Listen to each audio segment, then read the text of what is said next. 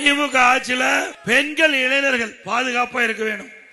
ஏன்னா அண்மையில் உங்களுக்கு தெரியும், ஒரு 9-10 மாசத்துக்கு முந்தி உங்கள் கனவை சொல்லுங்கள், உங்கள் கனவை, பல பேர் என்ன எங்களுடைய கனவை திமுக ஆட்சி போகணும், திமுக ஆட்சி அப்படின்னு பல பேர் சொன்னாங்க. பல பேர் இந்த ஆட்சியில ஏதோ நல்லது நடக்குன்னு சொன்னாங்க.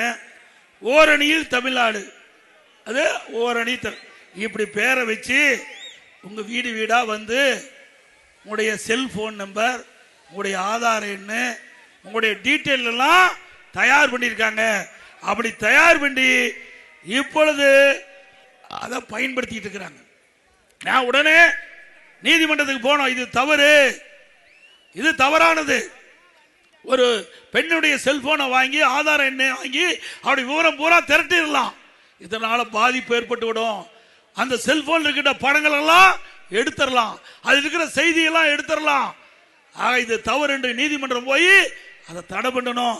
இன்னைக்கு என்ன நிலைக, இப்போ இந்த திமுக தில்லுமுள்ளு செஞ்சு இந்த அரசாங்கம் சார்பாக எடுக்கப்பட்டது பெண் என்ற அமைப்பு திமுகவுக்கு தேர்தல் வேலை பண்ணிட்டு இருக்காங்க, அவர்கிட்ட கூட ஒப்படைச்சிட்டாங்க.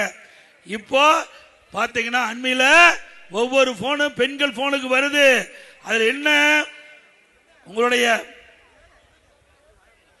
திமுகவுக்கு வாக்களியுங்கள் அப்படின்னு வருது, நீங்க திமுகவுடைய ஆதரவாளர் அப்படின்னு வருது. இது எவ்வளவு பெரிய மோசடி!